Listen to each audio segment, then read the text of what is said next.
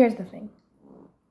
There is an intersection between selflessness and martyrdom, surely. What I wonder, what is outside of the intersection? What are the parts of the Venn diagram which own separate houses and water their separate lawns and perhaps smile at each other across a definite line? My point being, savior complex looks like I am lying on the floor of the Paris apartment and every part of my body is feeling someone else's pain and boiling with tacit anger and powerless.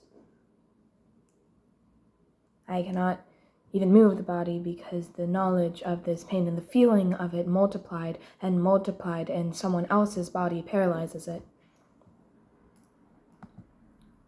And my point is, I'm thinking, give me all of this pain. Give it to me. I will take it. Please. Please. Please. I'm thinking about the pain of my friends and how deeply I can see it etched in them and how this makes my body sick again and how I would take it all. I would. Lying now on the cold wooden floorboards, I would take it all. Think, in Dune, when Paul Atreides puts his hand in the box and there's pain in the box, my point being, put me in the box, my entire body, slip me into it, and I will not resist. And then put all of the pain there. Everyone's. All of it. I will take it, more importantly, take it away, more importantly, take it away from someone. Inside of me, my arteries are born bracing. They are born, I think, with a space carved out. Fill it up. Fill it up. Fill it up. My heart can take it. My lungs can take it. My stomach can. I don't want to guess if yours can too. I don't want your body to be put to that test. I've passed that test. I am its best student. Give me your homework and give me your home body and I will take care of it all.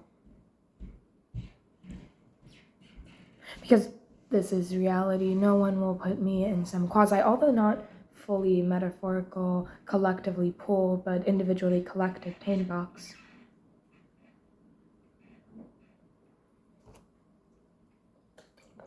So, what is the next best thing? How can I carry this pain that I see? There's so much of it. God, there's so much of it.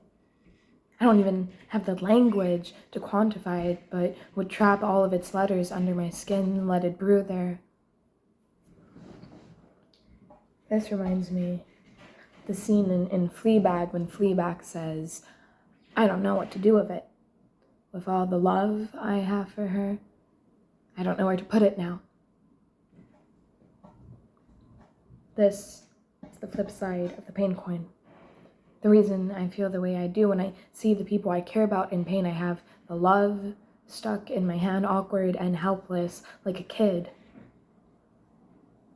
So, if I'm holding love in my palm, so much of it, give me the pain too.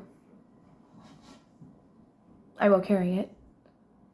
Give it to me because I will know what to do with it, because it will know what to do with me, because I will know where to put it, and you know where to put it in these palms.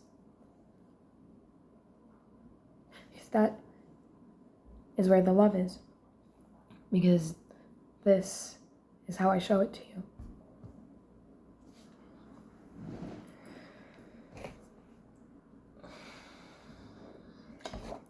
All of this is a cruel reminder that humans are not porous beings, that we cannot yet transcend the boundaries of our own selves or souls to give each other our pains like commodities, fruits, or money.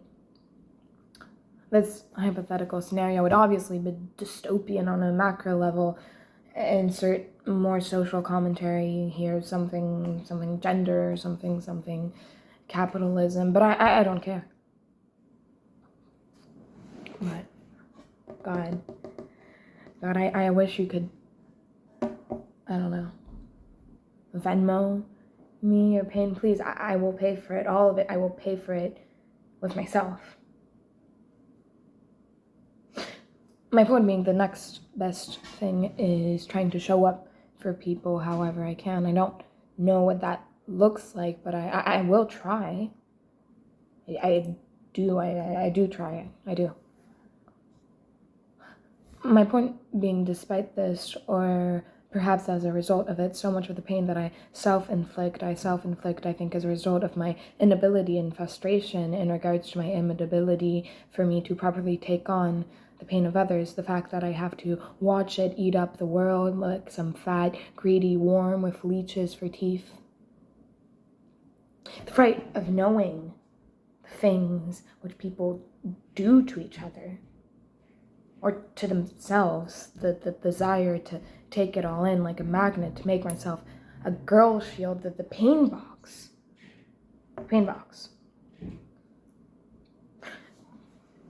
Point is, yes, I think there is a pattern here. When carrying my own pain only, my body feels quite useless, I think. I think this is because pain is the flip side of joy or contentment, ergo one has to value the first to despise the second. So as the highest flog the sin out of their bodies, I conceive of my sin as the inability to carry the hurt of all of the other ones, the harm of them dispensed and felt. So I push the threshold up and up and up all the way to some hypothetical God to show him I can take it. If the pain I feel is my own, why would it matter? It is pain which is its own ending and beginning. If I can feel it and survive, give me someone else's. This is obviously a relatively useless strategy. Here, you nod your head in concerned, pensive agreement. You say something relating to the healthy coping mechanisms. But like all cruel things, the snake of it has teeth built ready to bite its own tongue. Ergo, the uselessness and recognition of the uselessness only prompts more of the behavior which puts it into light. Oh, well. Here, you could think about the beginning of this and the Venn diagram of selflessness and martyrdom, and how one could perhaps exist without the other. How abnegation does not translate to self-sacrifice. How the most useless giving of oneself still allows oneself to give again. Selflessness. Concern more with the needs and wishes of others than with oneself. Self plus minus less, devoid of the self. The pain box. The body as a recipient for something stronger than it.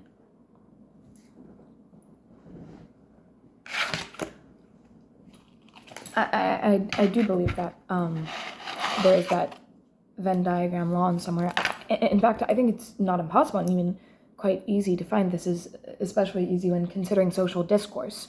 The performance of abnegation ingrained in gendered socialization, or as a coping mechanism, fawning, or the young artist's pursuit of ever increasingly profound and dedicated human connection.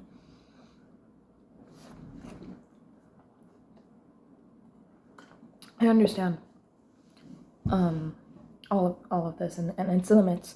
I understand it is at least sufficient to differentiate it with what I have been describing. It's not me holding a friend hand on their shoulder. This I will continue to do. It is some urge deep and ever present for the pain I can feel the edges of, like my heart hands against a fire, to climb up this hand, this arm, this shoulder, be sucked into me. One could say something about how pain is essential to life. And I wouldn't disagree, perhaps.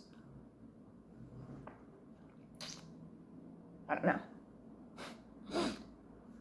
What I do know, I would rather this philosophical experiment happen within the confines of my body turned pain box. I do not wish to see its hurt ball roll around the people I love like some arcade game in which no one has fun and no one wins. But life goes on, and then pain goes on. There we go.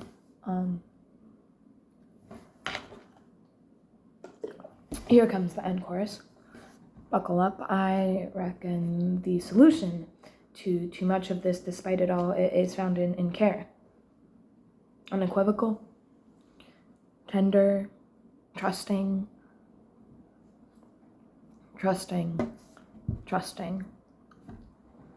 Here. Lay upon my palm, I got you. I will not let you go. If you're sick, or if you're crying in the club, I will not leave without you. If you call me, I will answer. I will answer. I will answer. I will answer and listen and wrap the bandages I own around you and hold you and hold you and hold you and hold you and hold on. I will. I will answer. Despite it all, I promise. I will cross the lines of the Venn diagram. In fact, I will get rid of the Venn diagram because it's a bullshit concept, and I trust you, and I trust this. My point is, you have my number. You will always have my number. I will not save you because I cannot save you, and I will not take your pain away, even though I will write essays about wanting to. I will be here in spite of the essay, or perhaps because of the essay, and perhaps that is the biggest token.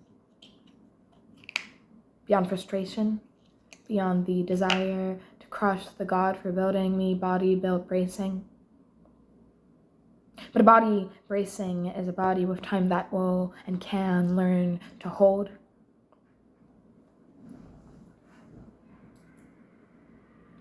My point was, you have my number. If you remember anything, remember that.